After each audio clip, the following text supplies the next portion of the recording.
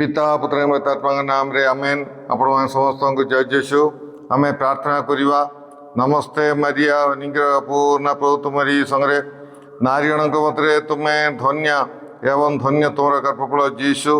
ओई परमेश्वर माता पुण्य मरिया आम्भे मैंने पापी अम्बान निमंते वर्तमान और अम्बान मरण समय नूतना कर स्टुंगड़े मोर स्नेहर भाई भाई मैंने मु आपण समस्त दैनिक आहार प्रोग्राम को मु स्वागत जनावि। आज अच्छी जुलाई मास 16 तारिख गुरुवार दिन। आज सुमाचार मातिल सुमाचार 11 अध्याय 28 रु 30 पर्यंत आम ध्यान करवा। हे कर्मक्लांत भाराक्लांत व्यक्तिगण मो निकट को आस एवं मु तुम मान विश्राम देवी। तुम्हें माने मोर जुआली बहन कर ओ मोठारू शिक्षा कर, कारण मु विनयी एवं हृदय नम्र। तुम्हें माने आत्मा रे शांति पाइब, कारण मोर जुआली सहज ओ मोर भार हालुका। प्रभुंर सुसमाचार। हे प्रभु जीशु ख्रीष्ट तुम प्रशंसा हो। कृष्णटारे मोर स्नेहर भाई भाई मैंने आम समस्त जीवन में जेकोसी लोक हो जेकोसी परिस्थितिर लोक हो आम समस्त सारा मनुष्य जातिर जीवन में किछि ना किछि भार रोचे। पारिवारिक परिवार को परिचालना करवा आमती भिन्न भिन्न दायित्व गुड़िक आम प्रत्येक अच्छी दायित्व नथिबा कौन सी मनुष्य ना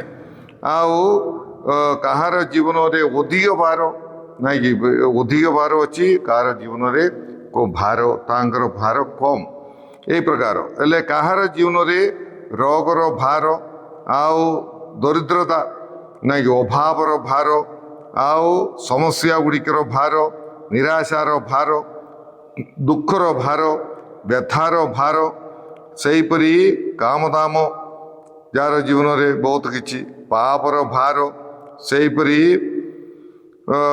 कौन आमर विभिन्न प्रकार खुशी नथिबा भार दुखरे रोथिबा लोक सेहीपरि जीवन में किछि तृप्ति नाई।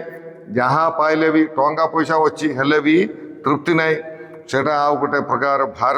इमती भिन्न भिन्न भार थिबा व्यक्ति माने आम मान भितर आम देखिपर। यीशु समस्त को पाखक डाकुचंदी आउ केवल यीशु ईश्वर ही आम समस्त को प्रकृत में आम समस्त भार दुख ये सबू भिन्न भिन्न भार गुड़िक दूर कर पापर भार केवल ईश्वर ही आमर जीवन ठारू दूर कर।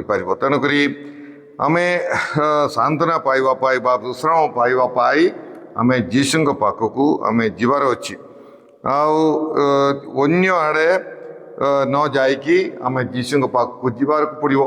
केते जन मद पीउछंती तापर कहउछंती कौन है रे बाबू तुम एमती पीउछ नाई मत कि शांति नाई मत बेसी माने विभिन्न प्रकार भार विषय से कहब विभिन्न प्रकार समस्यार विषय से कहब तापर से समस्या सब भूली जावाई से मद पीछे मदरे आश्रय नौची।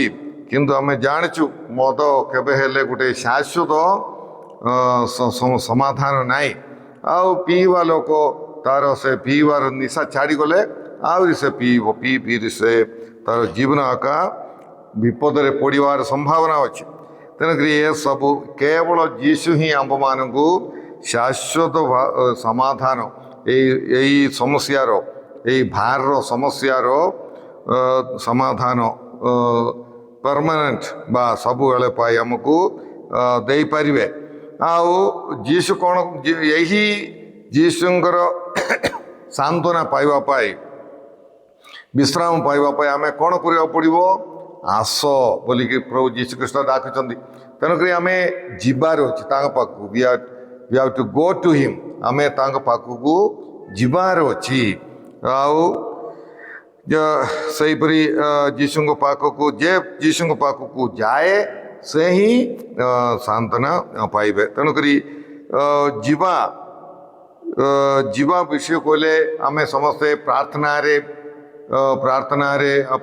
जीशु पाखक माने प्रार्थना करवा जीशु ठारे आम प्रार्थना करवा ଯୀଶୁଙ୍କଠାରେ ଆମେ ବିଶ୍ୱାସ କରିବା, ଦିବ୍ୟ ଯୋଗରେ ଯୋଗ ଦେବା, ସଂସ୍କାରରେ ଯୋଗ ଦେବା, ପାପ ସ୍ୱୀକାର ସବୁ କରିବା। ଏରା ସବୁ ନାହିଁ କି ପାପ ସ୍ୱୀକାର ମାଧ୍ୟମରେ ଆମେ ଈଶ୍ୱରଙ୍କ ପାଖକୁ ଆମେ ଯାଉଛୁ।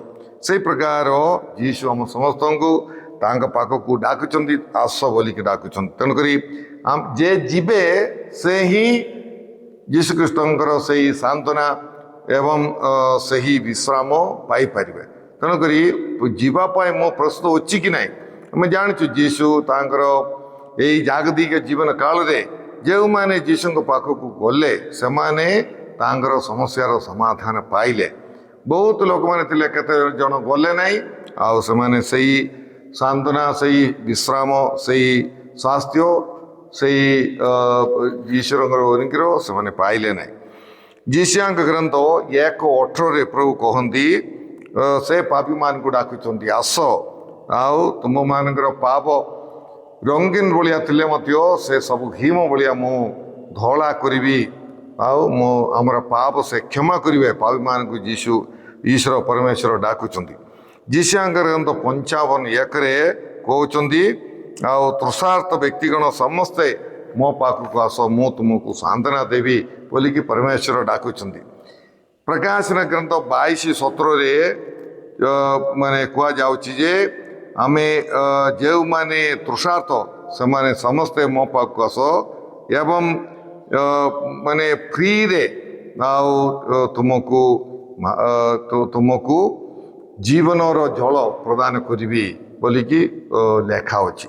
ତେଣୁକରି ପ୍ରିୟ ଭାଇ ଭଉଣୀମାନେ, ଈଶ୍ୱର ଭିନ୍ନ ଭିନ୍ନ ସମୟରେ ଭିନ୍ନ ଭିନ୍ନ ବ୍ୟକ୍ତିମାନଙ୍କୁ ଡାକୁଛନ୍ତି।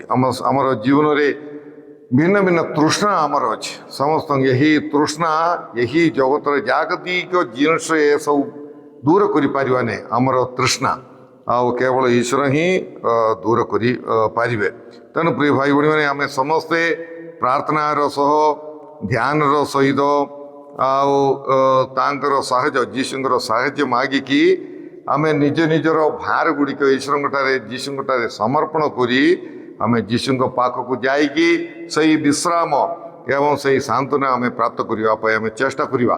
ସାଧୁ ଜେରୋମକୁ ଯୀଶୁ ପଚାରିଲେ, ତୁମେ ମୋତେ କ'ଣ ଦେଇପାରିବ? ସାଧୁ ଜେରୋମ କହିଲେ, ପ୍ରଭୁ ମୋର କ'ଣ ଅଛି ମୁଁ ଦେଇପାରିବି?